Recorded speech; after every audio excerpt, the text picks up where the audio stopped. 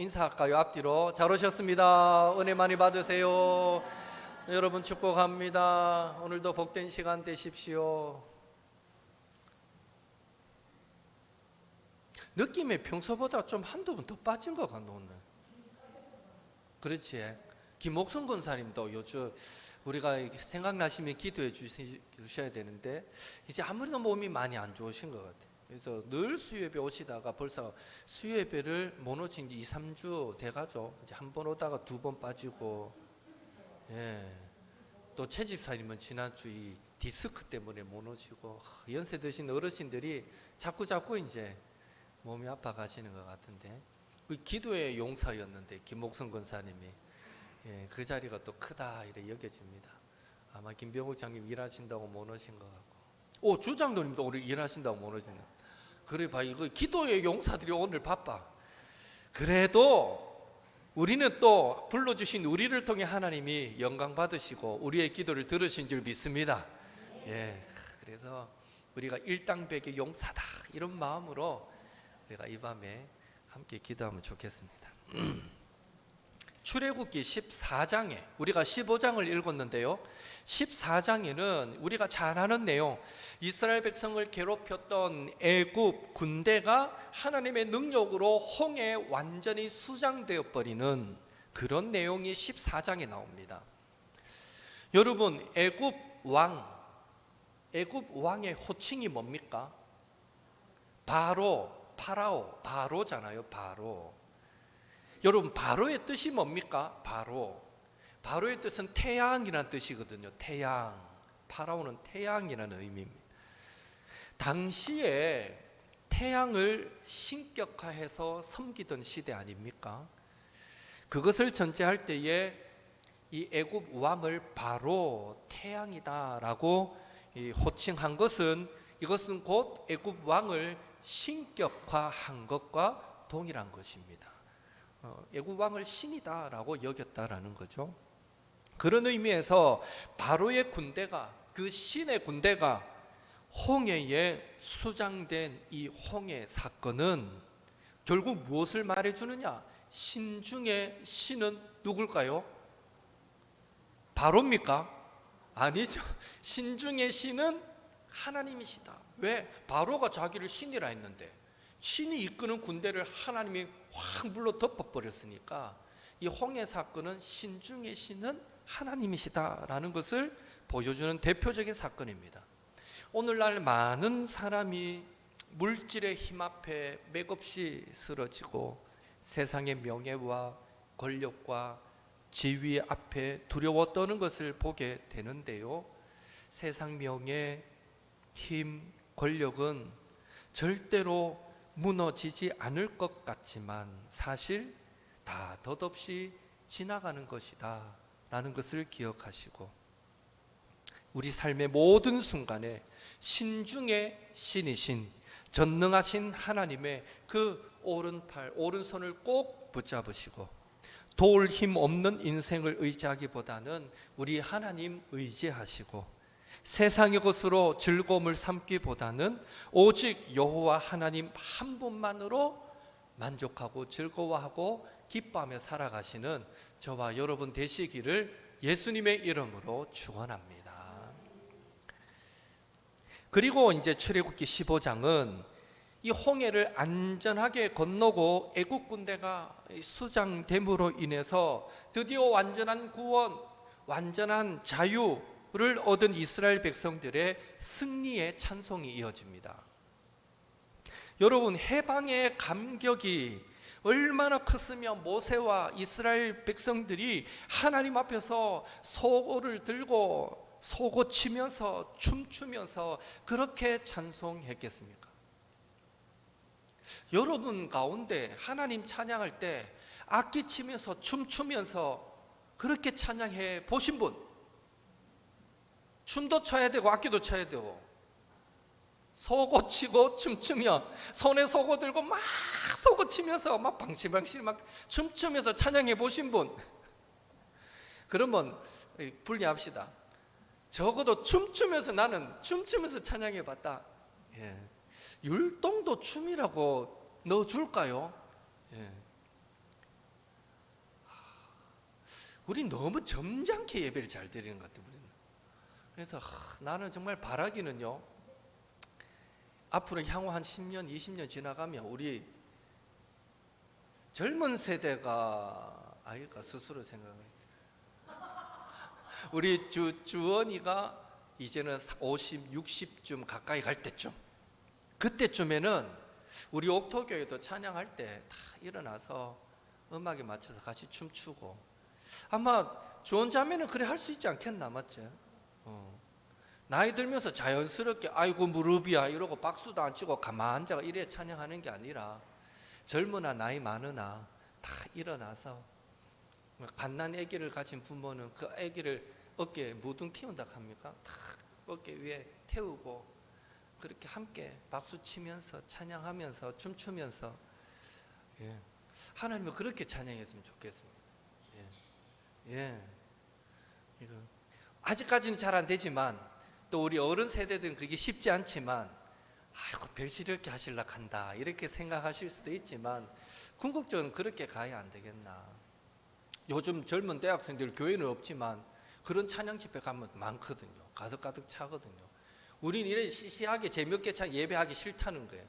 하나님을 좀 더 찬양하면서 춤추면서 감격적으로 하고 싶다는 거예요. 방법이 달라요. 이제는 예배하는 방법이 다르고. 그래서 우리도 서서히 그렇게 바뀌어가야 되지 않겠나. 하여튼 소고치고 춤추고 그렇게 얼마나 기쁘면 그렇게 찬양했을까요? 1절 2절 그 감격으로 한 번 더 읽어볼까요? 같이 읽습니다. 이때에 모세와 이스라엘 자손이 이 노래로 여호와께 노래하니 일렀으되 내가 여호와를 찬송하리니 그는 높고 영화로우시며 말과 그 탄자를 바다에 던지셨음이로다.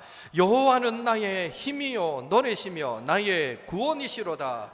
그는 나의 하나님이시니 내가 그를 찬송할 것이요 내 아버지의 하나님이시니 내가 그를 찬송하리로다. 그때 당시 모세와 이스라엘 백성들은 어떤 곡조로 이 찬양을 했는지 모르겠지만, 분명 찬양하며 노래했을 겁니다.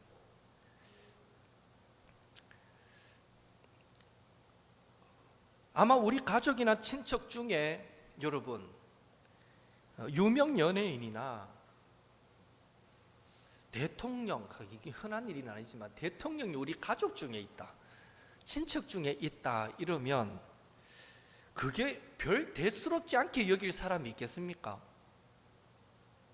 너무 감이 떨어지는 적용이라 별 생각이 없을 수도 있는데, 내 가족 중에 유명 연예인이 있다 그러면 야, 가 내 동생 아이가 하고 자랑하고 싶어지지 않겠습니까?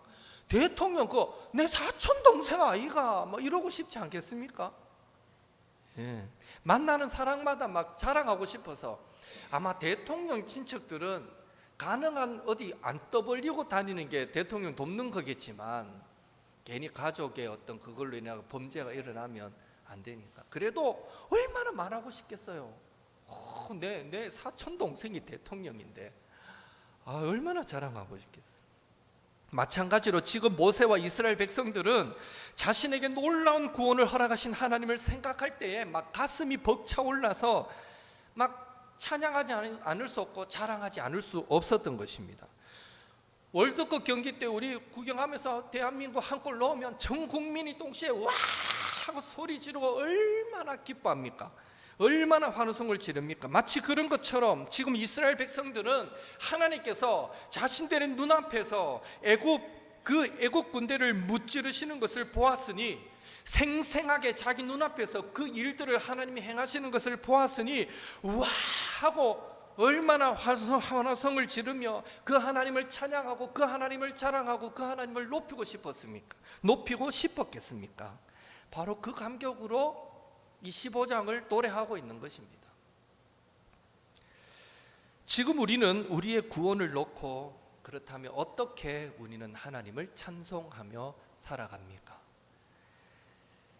이후로는 저와 여러분을 향한 하나님의 구원의 은총을 묵상하고 찬양할 때에 미지근한 그런 감정이 아니라 오늘 이스라엘 백성이 느꼈던 그 감격, 그 이상의 감정으로 하나님을 기뻐하고 하나님을 즐거워하면서 때로는 소리 높여 찬양하고 춤추며 때로는 눈물 흘리며 감격하며 정말 그렇게 하나님을 찬양하는 삶을 살 수 있게 되기를 예수님의 이름으로 축원합니다.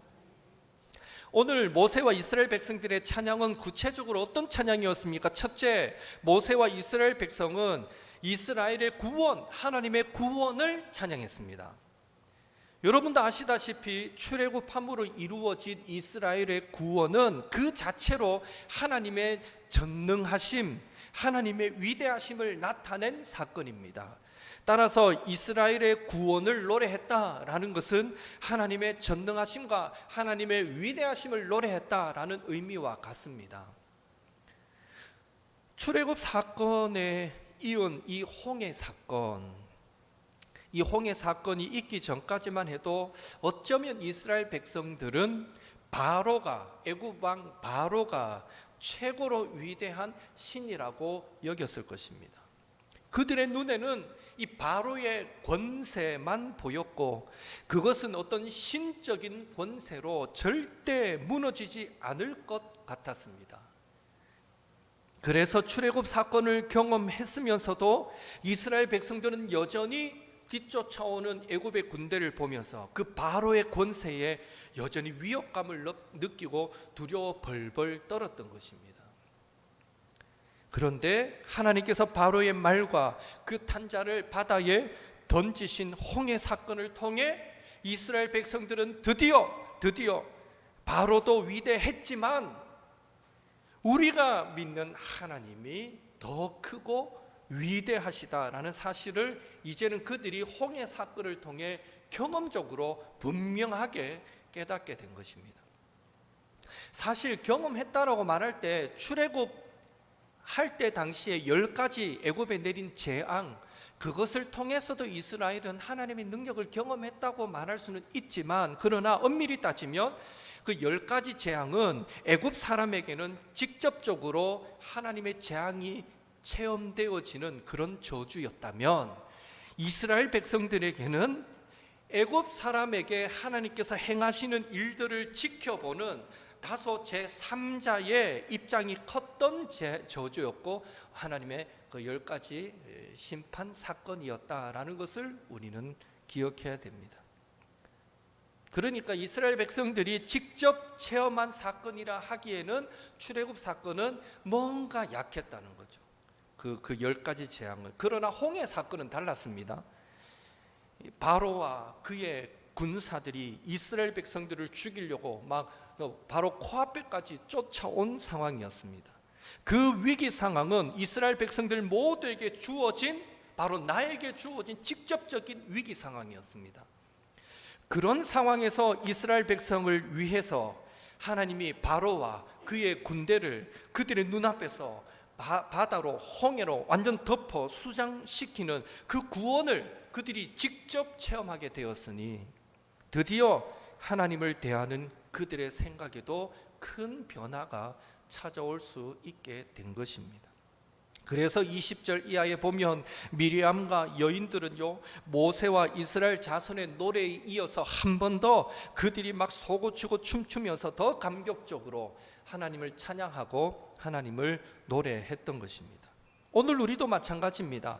다른 사람이, 내 곁에 사람이 아무리 큰 어려움과 고난을 이겨냈다고 하더라도, 하나님의 은혜로 기적 같은 도움으로 그것을 이겨냈다고 하더라도 그것이 자기 자신의 직접적 경험이 아니면 우리는 감격적으로 그 사람이 하나님을 찬양하듯 그렇게 하나님을 찬송할 수가 없습니다.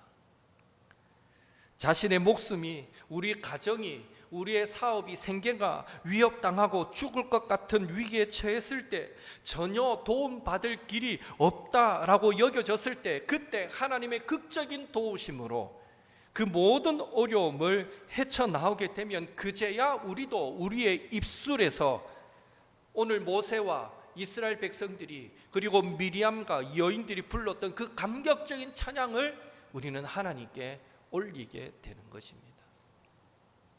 그런 의미에서 이론적이고 지식적인 그런 신앙과 체험적인 신앙이 이 평행을 이룰 때, 조화를 이룰 때 우리의 신앙은 건전한 신앙이 된다라고 말할 수 있습니다. 그렇다면 오늘 우리의 신앙은 어떻습니까? 많은 예배와 성경 공부를 통해서 지식적으로 하나님을 어느 정도는 알고 있지만 혹 체험적인 신앙이 부족함을 느끼는 그런 성도님들이 우리 가운데 계시지는 않습니까? 체험 신앙이 부족하다는 것은 어쩌면 그만큼 우리가 하나님의 말씀을 붙들고 결단하고 도전하는 그러한 정신이 부족했다라는 의미도 될 것이고, 우리의 신앙생활이 다소 안일했다라는 의미도 될 것입니다. 인간적인 논리적인 계산에 근거해서 될 것 같은 것만 하려고 할 때 오늘 우리에게 무슨 하나님의 전능하신 능력이 필요하고 기적이 필요하겠습니까? 때로는 도저히 불가능해 보이지만 이것이 하나님이 기뻐하시는 일이다라고 여겨지는 그 일 앞에 도전하고 아멘하고 순종하여 결단하여 나아갈 때 우리는 위대하신 하나님, 크신 하나님의 능력을 체험하게 되는 것입니다. 성경을 보더라도요, 하나님의 위대하심을 체험했던 많은 사람들은 대부분 불가능한 상황에서 아멘하고 순종했을 때입니다. 믿음의 조상 아브라함도 하나님이 아버지 집을 떠나라, 약속의 땅을 주겠다 했을 때 주변 사람들은 무슨 그런 황당한 소리가 있냐고 아마 말렸겠지만 그것을 믿음으로 받고 순종했을 때 하나님은 그를 정말 믿음의 조상 삼아 주셨고 큰 나라를 이루도록 그를 사용하신 것을 봅니다. 아브라함이 이스마엘을 낳기는 했지만 100세에 더 이상 자녀를 낳을 수 없는 그런 상황이었지만, 사라가 늙어서 자녀를 잉태할 수 없는 상황이었음에도 하나님의 약속을 끝까지 믿고 신뢰함으로 순종했을 때 그들은 이삭을 가지고 출산할 수 있었습니다. 물론 하나님께서 하신 일이지만 우리가 기억할 것은 예수님은 어떻게 잉태되었습니까? 성령으로 잉태됐습니다. 이삭은 어떻게 잉태되었습니까? 성령으로 잉태됐나요? 아니죠. 아브라함과 사라가 우리 나이에 무슨 자녀야 하고 하나님이 말씀을 주셔도 그들이 자녀를 갖기 위한 노력을 안 했다면 절대 생기지 않았을 것입니다. 그들이 믿고 순종했을 때 이삭이라는 기적을 만든 겁니다. 기드온의 300명 용사로 13만 5천 명의 미디안 대군을 무찌를 수 있었던 것도 하나님을 믿고 나아갔기 때문에 가능했던 일입니다. 베드로가 성전 미문에 안전병이 나면서부터 못 걷는 자를 일으킨 그 사건도 불가능하잖아요. 나면서부터 못 걷던 사람을 일으킨다는 일이 이게 어떻게 가능하겠습니까마는, 그러나 예수님의 이름으로 담대히 선포할 때, 믿음으로 선포할 때 그 기적은 일어났습니다. 베드로가 설교할 때 3,000명이 회개하고 돌아온 구원의 역사도 우리 인간의 계산으로는 답이 없지만, 그러나 베드로가 믿음으로 선포하니까 그 말씀이 3,000명도 회개하고 돌아오도록 만들더라는 것입니다.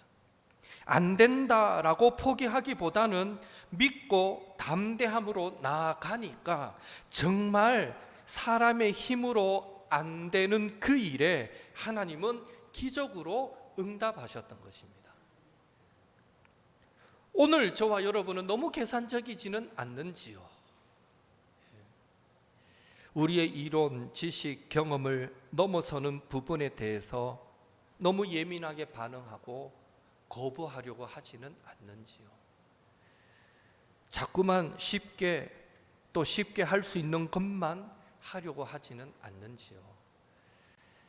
다른컨대 우리의 신앙의 자세가 그러하다면 우리는 지식적인 하나님은 만나도 결단코 위대하시고 전능하신 하나님을 몸소 체험하는 영광은 누리기가 쉽지 않을 것입니다. 우리도 이스라엘 백성처럼 하나님의 크고 높고 위대하심을 직접 몸소 체험하면서 그 은혜를 감격적으로 찬송하며 살기를 원하시지 않습니까? 그렇다면 매사에 일단은 우리의 생각들은 내려놓고, 특별히 불가능해 보이고 스스로 자신 없어 하는 그 모든 상황에서는 더더욱 사람의 말에 귀 기울이기보다는 하나님께서 우리를 위해 일하실 수 있도록 그분께 모든 것을 맡겨 보시기 바랍니다. 그리고 나로서는 할 수 없지만 그러함에도 불구하고 그것이 하나님이 기뻐하시는 일이라는 확신을 주시면 담대히 결단하여 나아가시기 바랍니다. 믿고 나아갈 때 하나님은 우리에게 그분의 위대하심과 전능하심을 나타내시고 우리는 몸소 하나님의 능력도 기적도 체험하게 될 것입니다. 그리고 우리는 그 하나님의 위대하심을 감격적으로 소리 높여 찬양하게 될 것입니다. 이러한 찬양의 주인공들이 되시는 저와 여러분이 될 수 있기를 예수님의 이름으로 축원합니다. 둘째로 모세와 이스라엘 백성의 찬양은요, 하나님과 이스라엘 백성들과의 그 관계를 재확인하는 찬양이었습니다.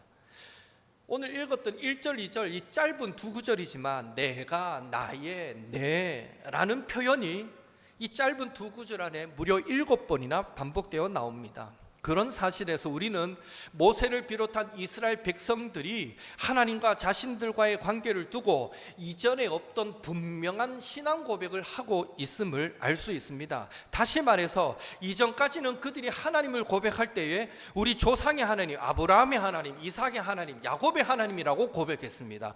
그러나 물론 그런 하나님이지만 이 홍해 사건을 경험한 이후에는요, 그 구원의 은총을 누린 지금 그들에게 있어서 하나님은 어느 누구의 하나님도 아니고 바로 나의 하나님이다라고 고백하고 있다는 거예요.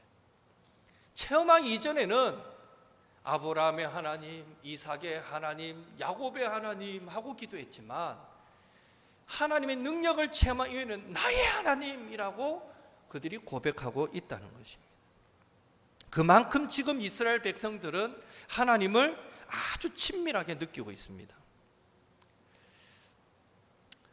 제 기억에 저는 고등학교 때까지만 해도 하나님은 나의 하나님이다 라고 생각했습니다. 예. 간혹 목사님이 설교하실 때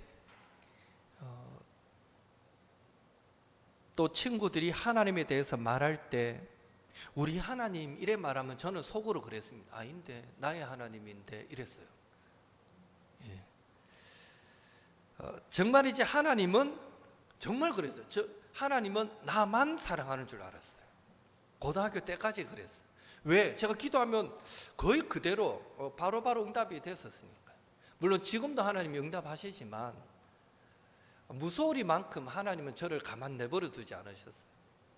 약간도 빗나가는 것을 허용하지 않으시고, 약간만 한 걸음 옆으로 가려면 바로 매를 대시고, 예, 그 대신에 바른 길을 가려고 구할 때는 바로 열어주시고, 하여튼 그래서 저는 하나님은 다른 사람은 몰라도 나는 딱 보고 계시는구나, 특별히 나를 사랑하시는구나, 나만 사랑하시는구나 라고 생각할 정도로 저는 그런 생각을 갖고 있었습니다.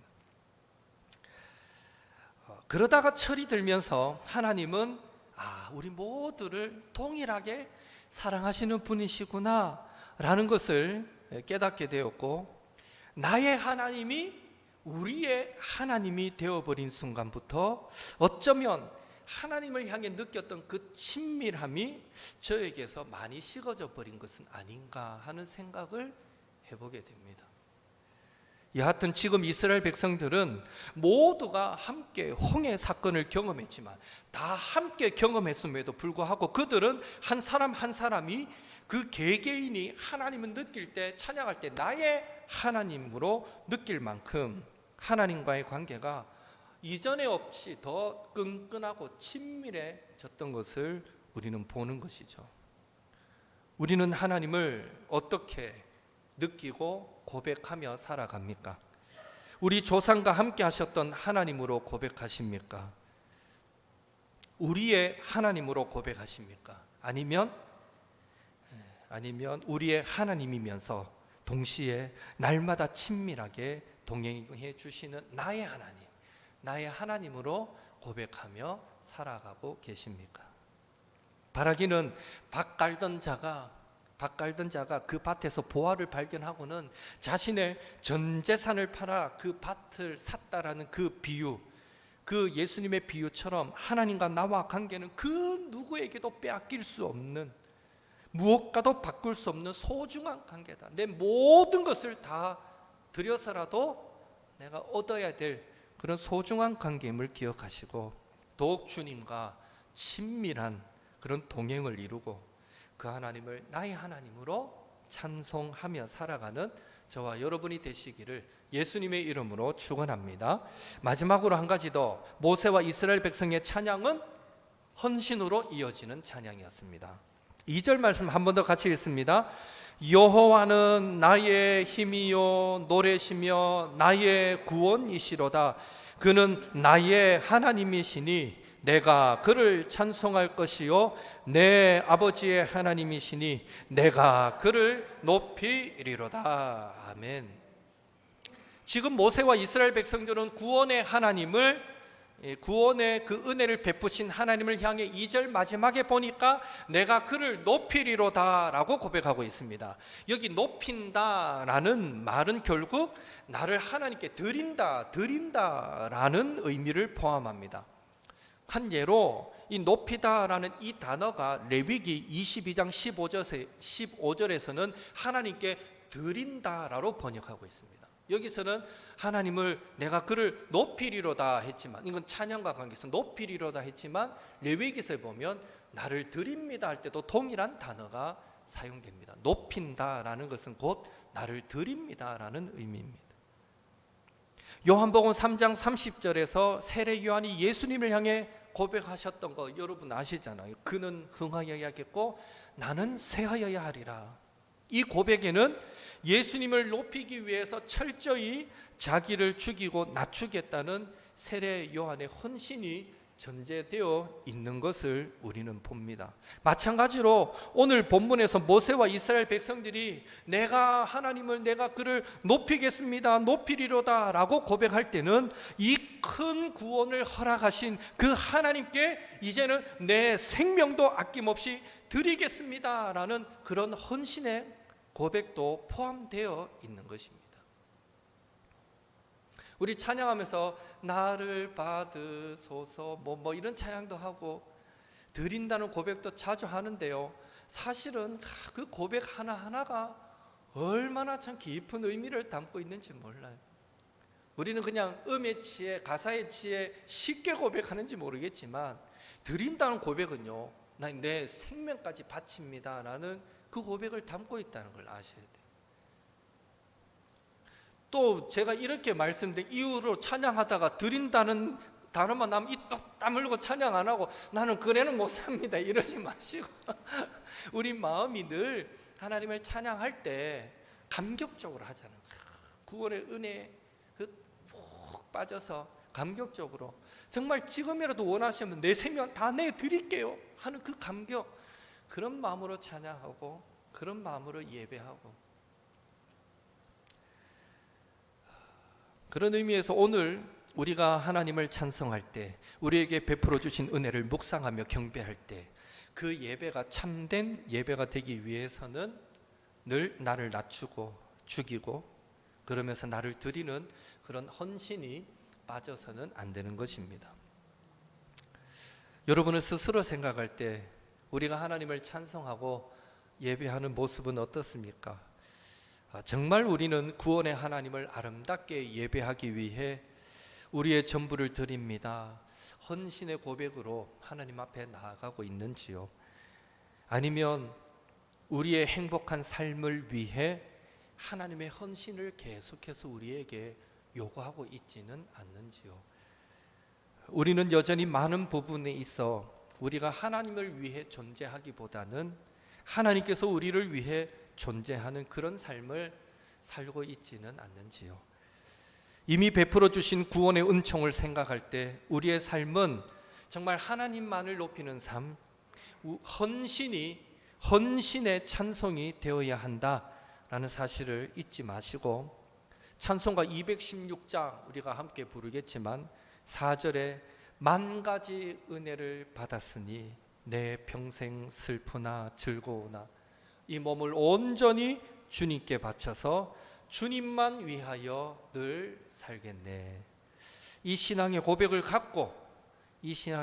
갖고 살아가시는 저와 여러분의 삶이 될 수 있기를 주님의 이름으로 축원합니다. 특별히 오늘 청년들이 우리 교인들 숫자만큼 많습니다. 오늘은 우리 청년들이 젊어서부터 이 청년의 때에 이런 헌신을 하나님 앞에 드렸으면 좋겠고, 그런 마음으로 살아갈 수 있기를 한 번 더 예수님의 이름으로 축원합니다. 자, 찬송가 216장 성자의 귀한 몸 우리 함께 찬양하겠습니다.